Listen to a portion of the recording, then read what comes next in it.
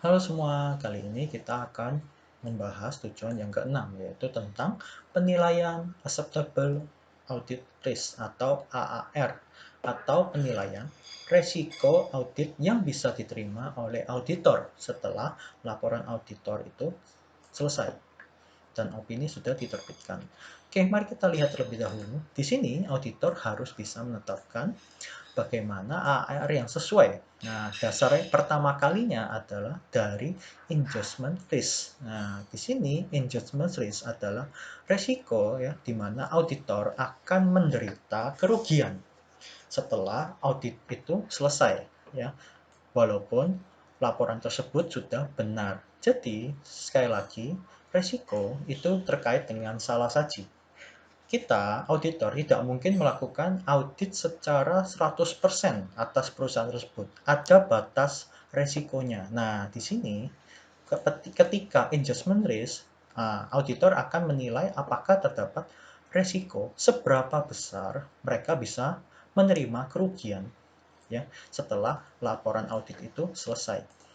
Nah, adjustment risk itu sangat terkait dengan yang namanya client business risk atau risiko dari bisnis klien.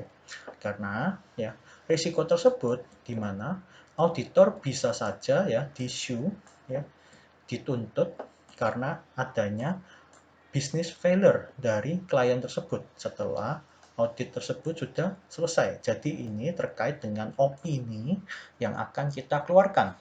Kalau misalnya kita menerbitkan opini wajar tanpa pengecualian, tapi ternyata perusahaannya ya beberapa bulan berikutnya itu bangkrut. Nah, ini kita bisa dituntut. Kenapa kita auditor bisa memberikan WTP, tapi perusahaannya bangkrut.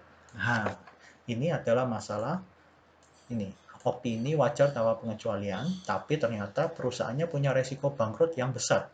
Padahal di dalam opini wajar tanpa pengecualian ini juga bicara masalah going concern, keberlangsungan usaha. Jika keberlangsungan usahanya perusahaan itu dipertanyakan, tidak mungkin opininya terbit opini tanpa modifikasi. Biasanya pasti ada modifikasinya atau mungkin menolak memberikan opini ya seperti itu. Oke, berikutnya adalah faktor-faktor. Faktor-faktor dari ya yang mempengaruhi AAR. Jadi ada banyak faktor dan dari tiga sisi. Jadi bisa dilihat yang pertama ini adalah dari sisi user, pengguna, external user, pengguna laporan keuangan. Lalu yang kedua ada dari sisi kliennya sendiri. Ya. Lalu yang ketiga dari sisi auditornya sendiri. Oke, mari kita lihat pertama dari sisi ini, external usernya dulu. Jadi mereka melihat masalah ukuran daripada perusahaan. Jadi bisa dibilang seberapa besar perusahaan tersebut, seberapa besar total aset dari perusahaan tersebut. Ya, tentunya total aset ini bisa menentukan berapa kuat kemampuan ya total aset. Ini masalah dengan seberapa kemampuan perusahaan menghasilkan laba. Nah, nih mereka akan melihat seperti ini. Kalau misalnya ternyata ya total asetnya besar tapi perusahaannya rugi, nah itu justru dipertanyakan. Biasanya user tidak mau menanamkan modal sahamnya di perusahaan tersebut. Lalu berikutnya tentang distribusi dari kepemilikan saham. Ini sangat penting, ini juga penting di mana mereka melihat kira-kira ada siapa, background siapa ya atas pemilik saham tersebut. Contoh misalnya ada perusahaan yang di backing atau pemilik sahamnya adalah misalnya direktur dari gudang garam. Nah, itu kan kuat. Nah, di sini perusahaan akan semakin percaya bahwa ya backingan daripada kepemilikan ya salah satu pemilik perusahaannya adalah salah satu konglomerat di Indonesia sehingga bisa dibilang perusahaan tersebut tidak dibiarkan bangkrut pasti sama pemiliknya akan disuntik. Nah, itu adalah asumsi dari mereka. Jadi distribusi dari kepemilikan juga sangat perhatikan ya. Selain mereka juga berapa banyak melepas sahamnya, berapa banyak yang dipegang oleh perusahaan. Lalu berikutnya adalah sifat dasar dan jumlah dari liabilitas. Nah, ini masalahnya adalah user akan melihat masalah gagal bayarnya. Apakah perusahaan bisa terjadi gagal bayar atas liabilitas yang dia punya? Nah, di sini adalah scope ya dari kacamata external user. Oke, berikutnya kita akan melihat dari kliennya sendiri. Di sini ada kemungkinan ya klien akan mengalami financial difficulties ya, kesulitan keuangan karena ada faktor-faktor seperti ini. Pertama, liquidity position. Jadi di sini bicara masalah seberapa lancar ya aset bisa menghasilkan arus kas. Karena nantinya pasti arus kas ini untuk bayar utang ya, seperti itu. Ini adalah faktor yang pertama. Semakin liquid semakin bagus. Tapi kalau sampai macet itu bahaya. Bisa jadi nanti perusahaannya tidak bisa bayar utang, otomatis ini akan berakibat pada kebangkrutan. Seperti itu. Lalu berikutnya adalah masalah profit or loss di tahun sebelumnya. Jadi ceritanya ini, jika perusahaannya dari tahun ke tahun mengalami rugi, nah ini bisa nantinya pasti berpotensi pada kebangkrutan.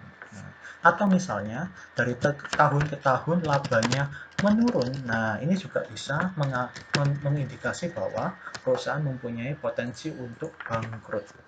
Oke, lalu berikutnya masalah metode dalam pertumbuhan pembiayaan. Jadi ini masalah utang pembiayaan. Utang pembiayaan dalam memperoleh aset. Nah, contoh misalnya sewa kendaraan atau leasing ya. Leasing kendaraan misalnya. Bagaimana leasing kendaraan yang dilakukan oleh perusahaan? Berapa banyak dan jumlahnya berapa? Karena semua utang pembiayaan ini nanti ujungnya berujung pada apakah perusahaan bisa membayar utang dan utang pokok dan utang bunga dari pinjaman tersebut. Nah, ini adalah masalah dari kemampuan perusahaan. Ada kemungkinan mereka bisa mengalami kesulitan keuangan karena tidak bisa bayar utang pokok dan utang bunga pada periode tersebut. Nah, seperti itu. Lalu berikutnya adalah masalah sifat dasar dari operasi klien. Nah, ini contoh misalnya ya. Misalnya perusahaan startup ya. Nah, contohnya misalnya mereka jual satu jenis barang saja. Startup yang biasanya seperti ini cuma jual satu jenis barang saja, biasanya kemungkinan untuk bangkrutnya atau tutupnya itu cepat daripada dibandingkan oleh perusahaan manufaktur makanan ya, karena diversifikasi produknya luas, jadi tidak hanya satu produk saja yang dijual tapi macam-macam. Jadi ini contohnya adalah masalah pangsa pasar. Jika pangsa pasarnya perusahaan tersebut direbut karena mereka hanya jualan satu jenis saja, maka pasti perusahaannya otomatis bisa mengalami kebangkrutan dengan tiba-tiba. Nah, ini adalah masalah sifat dasar dari operasi kliennya. Seperti apa? Ya, apakah mudah atau rentan untuk bisa bangkrut atau tidak? Contohnya.